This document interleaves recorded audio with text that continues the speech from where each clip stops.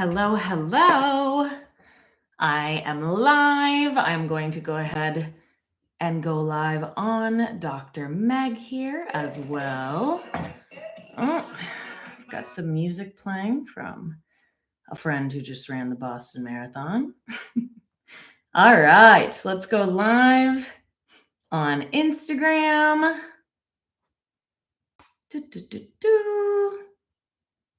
Oh my goodness. Wow, you're seeing me in real time. See that there has been a change to who can go live on Instagram. They have increased, I believe, the follower requirements. Wow, spicy. Okay, goodness gracious. This is live and raw and real, owning a business. For the longest time, I went live on Instagram. That was kind of the start, the origin of Lovely Bones was me during the COVID-19 pandemic, putting out free flow classes for people on Instagram Live. And so I had not realized that the requirements had changed. So I guess everybody's going to have to hop on the YouTube live stream. Hello, everybody. Whether you're watching live with me, figuring out that I can't go live on Instagram today, my poor Instagram homies, or whether you're watching the recording, I'm so happy to have you. I'll get started in just a second, but I was going over to my other account just to see. But wow, spicy, guys. Trying to go live, and then it says, we have changed the requirements, only public accounts with 1,000 followers or more. All right, so I guess I'm going to have to get 1,000 followers or more. Let's do this. Okay. So welcome to my little challenge chat today. I am going to be going over questions first and foremost from my Summer of Strength members.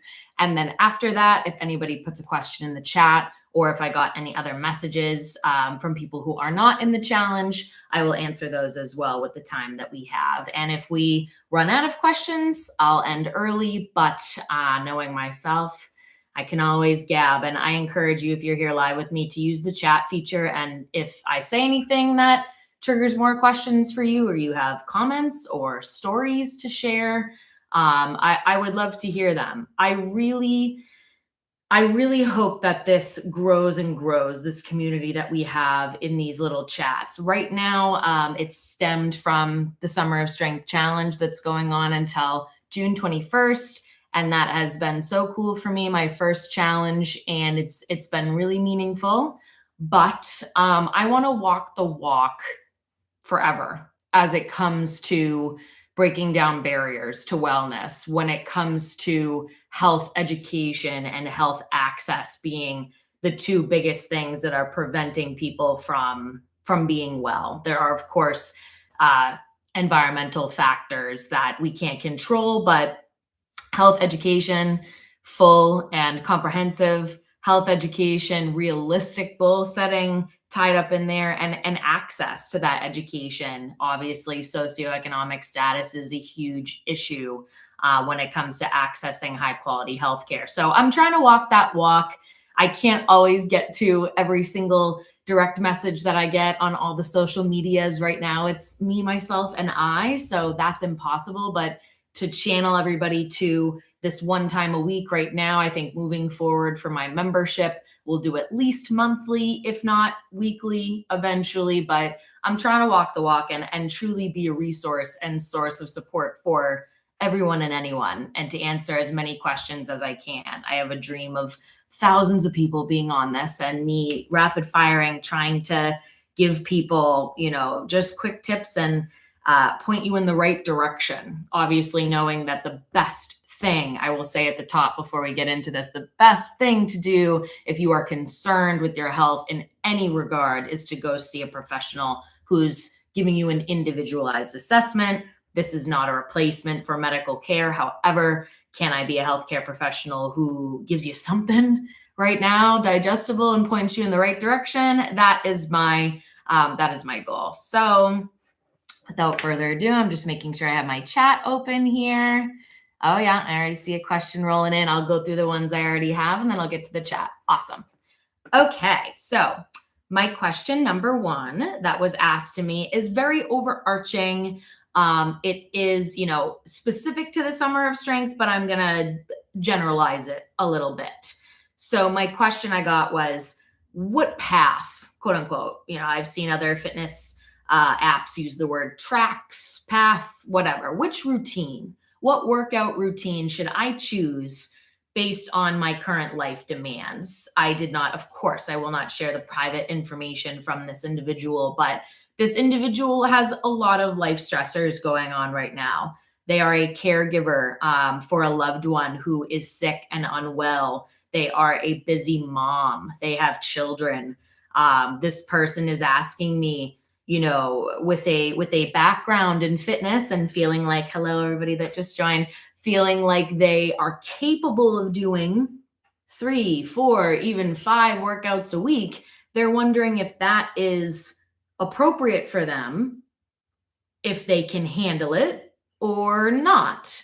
And it gets at stress and stress management. My expertise, the niche that I've chosen to take as a physical therapist, is integrative care with mental health practices. I specialize in chronic pain. I specialize in pain science, neuroscience, and habit building tied up in psychology. It's all brain and nervous system, really. So I think the question, and this may sound woo-woo, it may sound like, too coddling or whatever you want to call it, but it is the reality that you may be able to physically handle. Right now in the summer of strength, my max that I put out there is 4 workouts a week, 3 active days of those workouts, but 4 total workouts a week. I put 2 on the same day. But you can certainly spread them out and do 4 days a week. You could choose to double up and do 5. I would say generally, I would not recommend more than 5 days of structured workouts a week. I just think 2 days of pure recovery is the golden ratio. I would not exceed 5. I personally do not exceed 5, and I don't recommend that. But if you could physically handle 5 workouts a week, is that the best for your health when you have all the things that I just discussed going on, when you have really high stress levels emotionally and physically too, outside of your workouts? You're carrying a loved one who is unable to move themselves. I wouldn't recommend the 5 a week. I would really start with something that feels as easy as possible for you. If this beautiful caregiver warrior mom feels like 2 days a week is easy peasy, for example, 5 days would be pushing it, but she's wanting the health results, right? I would say start with 2. My hope for everybody, knock on wood, my grandfather says that I can use my skull as a replacement if I don't have any wood around me. So knock on wood, I hope we all have long, precious lives, right? It should be a marathon. You should be thinking about your fitness and wellness goals with a long runway. Nature takes time to change. So I told that busy, beautiful caregiver mom, start with 2 days a week, even if it feels easy. Just see truly, yes, how your body reacts, but don't just think about, am I sore or are my legs feeling like jello? Think about, how am I sleeping? The other hidden things that lend to our nervous system state. How am I sleeping? Do I have racing thoughts at night? Do I, if you're a person who has a uterus, you have periods, how is my regularity? If your cortisol is constantly pumping, I know a lot of people know this with runners, elite runners will stop having their period if they're so stressed and stressing out their system, because your body reallocates energy. So am I regular? Are all of my systems, my digestion, how is my digestion? All of those other little things are really what you have to think about, not just, can I physically handle this? Can I push through? But truly checking in with a scan of your life, totality of your life and your body, and saying, truly, how am I handling this? Maybe you will get the best results out of 2 days a week where you can put your all into those workouts 2 full bodies or an upper body and a lower body day, being comprehensive. Maybe those workouts are a little longer, so you get, 4+ sets of each major muscle group a week. Maybe you take that time. Those days are a little longer than if you spread them out, but you're able to really give it your all. And then the rest of the week, you're doing active recovery stuff. You're going on walks, you're doing mobility, you're breathing, and you're able to much better withstand the demands that you have. So that is a sort of case example that I went over, but it can be generalized. Start even smaller than you think you should.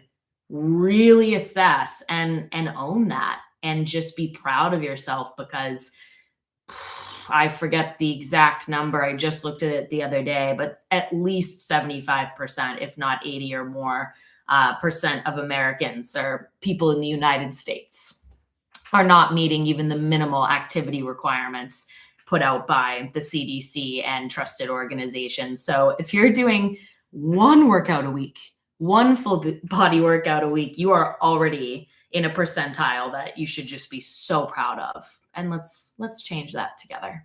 So great question there. General, pick something small, build slowly, and see how you react. And I'm always here for you if you have a very specific routine that you're doing and you want guidance.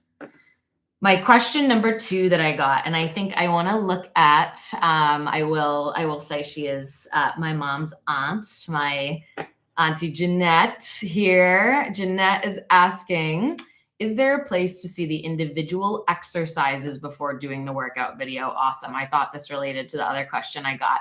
Do the videos change weekly, or are they the same?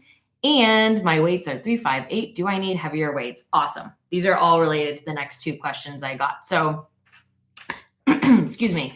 Let me start with the first part here. Is there a place to see the individualized exercises? Yes.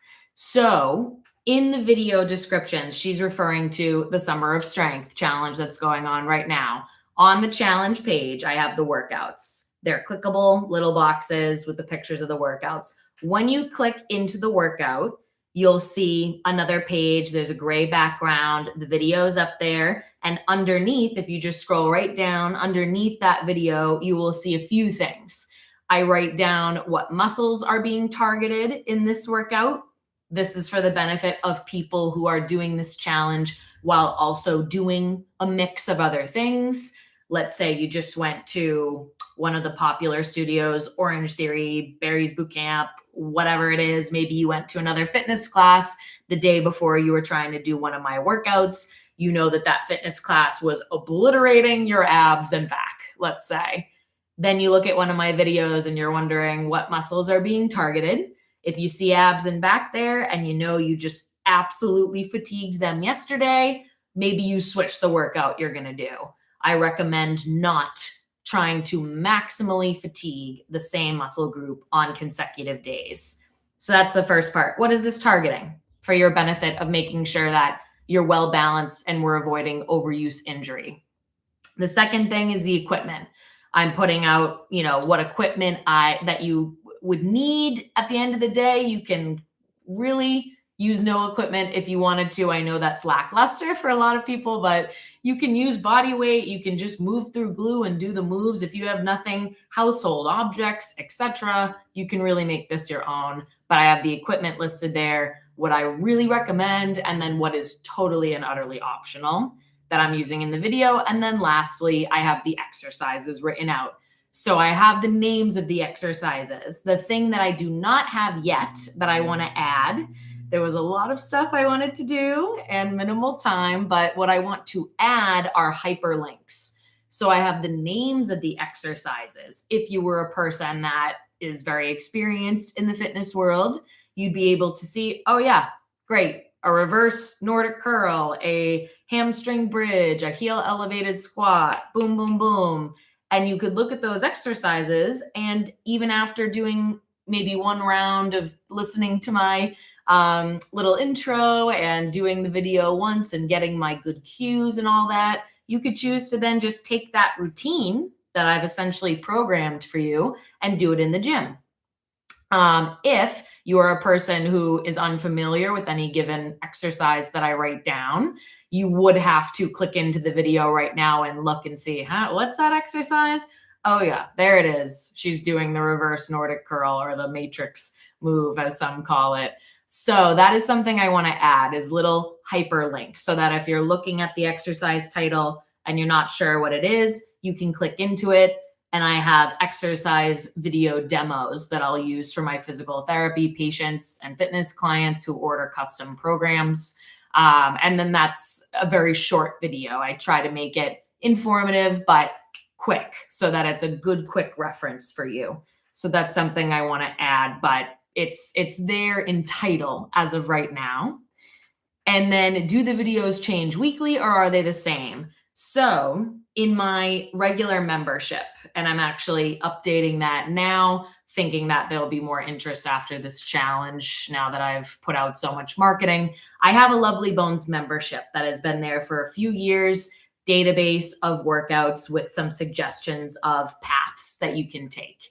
So in that larger database, I have tons of videos. In the Summer of Strength challenge right now, the free challenge, I only have what you see listed right now: upper body builds, lower body builds, sweat, 20-minute full body to the beat sweat, a little HIIT style workout, and then I have full body build. So those stay the same. For people who are used to going to fitness classes and stuff, it may feel a little boring, but a lot of people who are doing this challenge are completely new to strength training, and it's a lot for them. It's very overwhelming. So I really wanted, for this it's really a little over 8 weeks, 8 and some change weeks, I wanted it to feel like by the end of the 8 weeks, you are owning these workouts. You are really familiar with these moves. You're learning these exercise titles. You're learning, I give multiple modifications. Maybe you're trying another modification, or another option, I should say, for the exercise for fun, but you're going to feel like you are owning those workouts and then taking skills with you to apply to other workouts in the future, if you do them outside of Lovely Bones, or at the end of the Summer of Strength, if you're like, I loved these workouts from Dr. Meg, I want more. The membership is waiting for you. And we actually have a little first month free coupon code. So you could do this 8 weeks of the Summer of Strength challenge, use the first month free code, and get another month of my general membership with all sorts of other workouts. So last question from Jeanette here.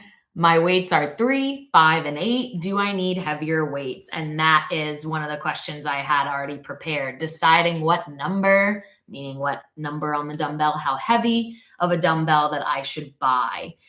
Awesome question. That is, again, going to depend on what your level is right now. The reality that is tough for some folks, and I want to be very intentional about how I say this, I'm trying to break down barriers. I'm not trying to add more barriers for you to get into the royal you, to get into strength training. Strength training, our muscle as an organ, is the organ of, in terms of balancing all the systems in our body. It is the anti-aging hack. What we really think about as natural aging can really be whittled down most of the time to a loss of muscle mass naturally as we age. It is so extremely important. So I don't want to add more barriers and say, well, you need 1,000,000 dumbbells to grow into. You can start with anything. Starting, especially if you are either a beginner or you're restarting strength training, you've dabbled in the past, but you haven't been consistent lately. 3, 5, and 8 are an incredible place to start. I love the 3 different weights, meaning, because you really need some stuff that's the lightest, a lot of upper body work, smaller muscle groups, or lower body work that you can kind of add a little weight to. Having something that's your low, medium, and high is the best. That is what I recommend, starting with 3 different tiers.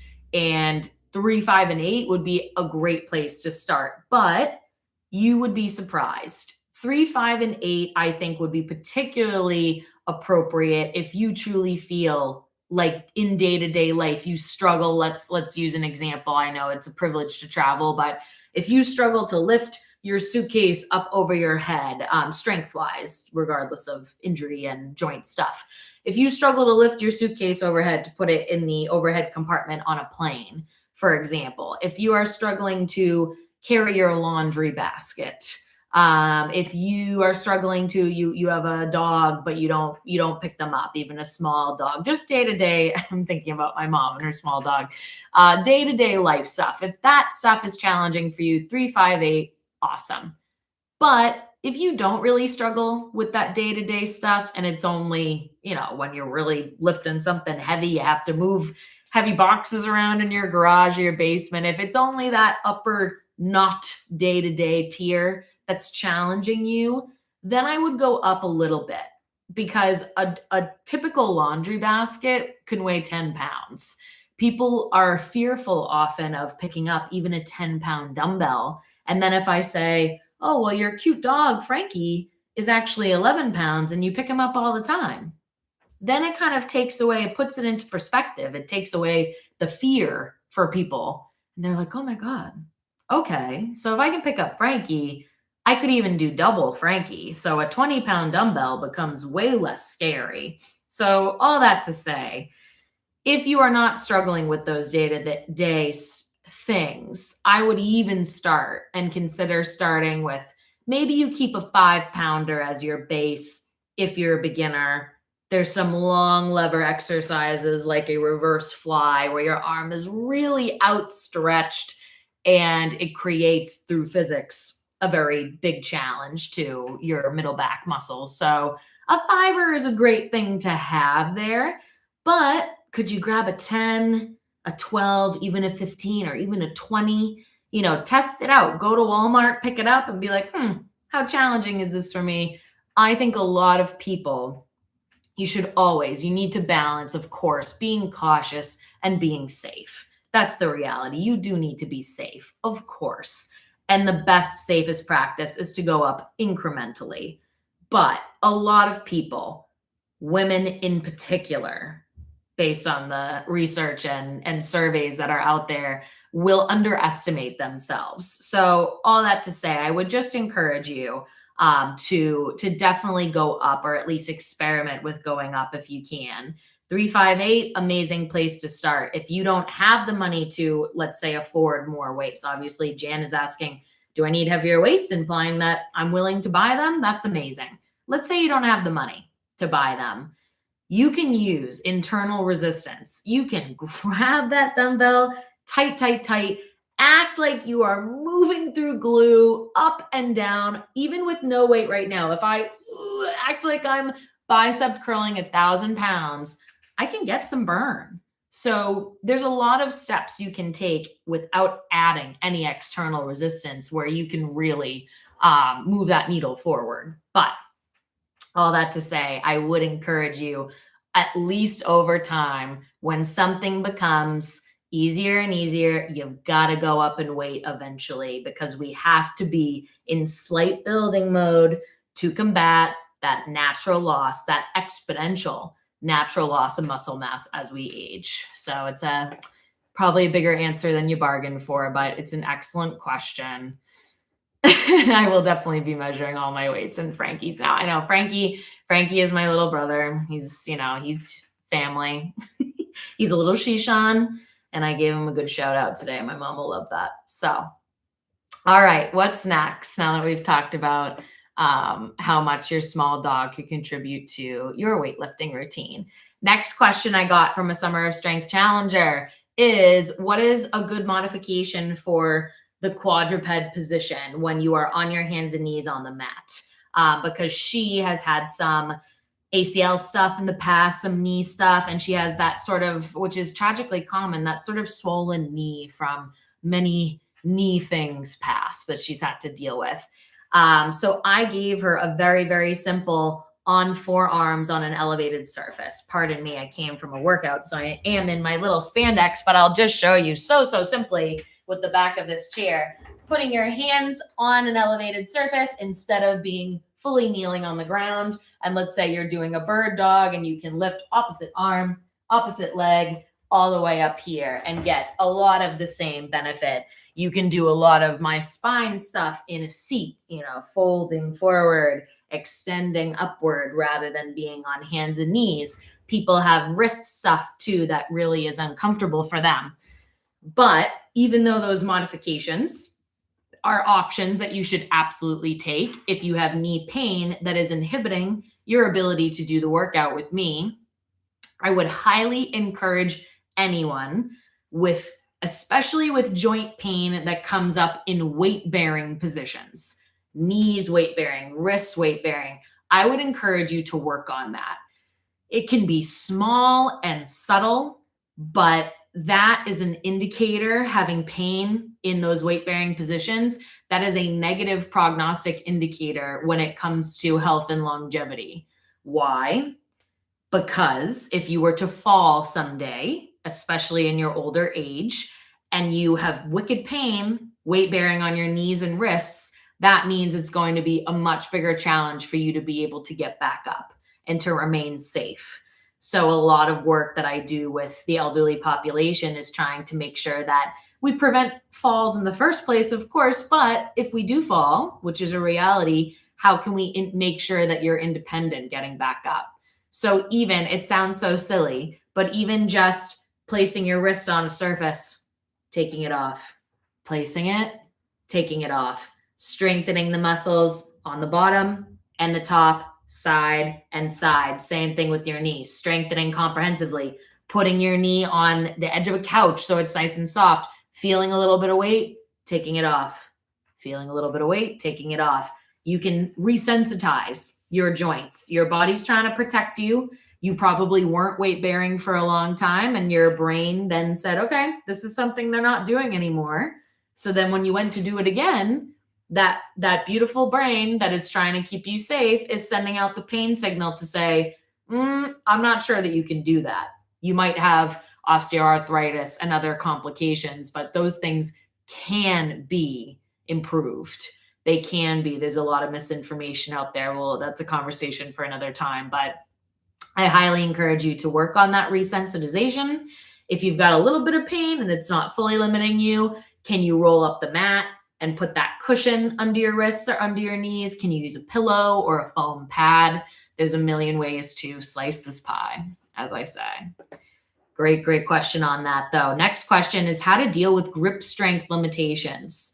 And this is my second to last one, and I'll roll through this quickly. We've got 2 more minutes left. Grip strength limiting you while holding heavy dumbbells in particular is extremely common and frustrating, because let's say my Auntie Jan goes to Walmart and she's like, actually, I can hold this 20-pound weight. I could do a squat holding this 20-pound weight. Hell yeah.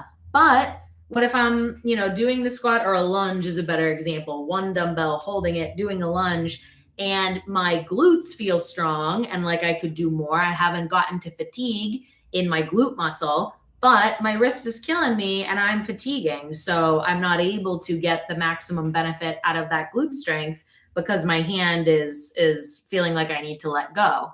Super frustrating. Again, the long-term solution is working on it, practicing holding those heavy dumbbells as long as you can, dropping the weight when needed, doing any hanging activity. If you have a lat pull-up bar to hang on at the gym, or obviously, again, be very safe. Don't just hang anywhere, but something that you can fully grip onto and hang from. Grip strength, similar to that joint sensitivity, is a huge high grip strength, huge positive indicator for longevity. Because if we have strength in the periphery all the way out in the peripheral, then that indicates that we have strength in our center of our mass, right? So, and doing fine motor tasks is very important. So working on your grip strength is huge, but in the meantime, again, really squeezing, really trying to create stability in those wrist muscles. If you squeeze harder, it might seem counterintuitive, but it turns on those stabilizing wrist muscles.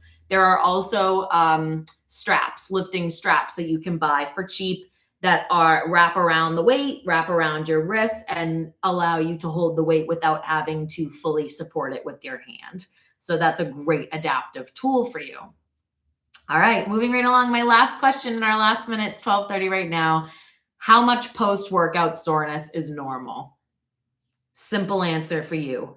How much post-workout soreness is normal? If you are brand spanking new or you're restarting, you're probably going to feel sore. That is your body adapting. That's your brain and nervous system trying to be attuned, sending signals that, yeah, you've broken down some muscle tissue here and it needs to be prepared, it needs to be repaired. Make sure that you rest. We are resting now. Let's recover. If your soreness is lasting particularly longer than 5 days, usually 1, 2, 3 days, quite normal, particularly when you're new or when you're trying something new or going up in weight. Excuse me. If it's lasting more than 5 days, that is something to not necessarily be concerned about. Obviously, seek help if you need it, but dial it back. Okay, maybe I did too much weight. Maybe I did too many reps. Maybe I wasn't locked in with my form. Let me listen to the cues again and take it down in intensity and see how I respond. It has to be experimental. If your soreness as well is truly inhibiting, not just slightly inhibiting. For example, after a leg day, you could have jello legs and sitting down in the toilet is an effort. You grab it onto the sink, holding on for dear life. When you're new on a random, okay, I overdid it a little bit. That's okay. That's all right. That's fine. Some people wear that as a badge of honor. I get it. It feels like intense and it feels victorious in a way, but we never want to obliterate our bodies and wear that as a badge of honor on the regular. So if it is truly long-term inhibiting your ability to do your daily tasks, that is a problem. That is too much. In the Summer of Strength, I have a little triage button that helps you assess where your recovery level may be at. I have different recovery tools as well. And again, you can always reach out to me. I am here for you as a resource. And that is it for today. I'm 2 minutes over. Shocker. I'm a yapper, guys. But I hope that you gained something out of this, again, whether you are live with me or watching the recording. I hope you enjoy. Please submit more questions to me. I love your questions. I really, again, want to walk the walk when it comes to being a source of support for you, which can change people's games, change the game when it comes to health, and give a trusted source of health education and access for all. Totally free. Everybody deserves it. So have a beautiful rest of your day, guys, and I will see you next week. Bye.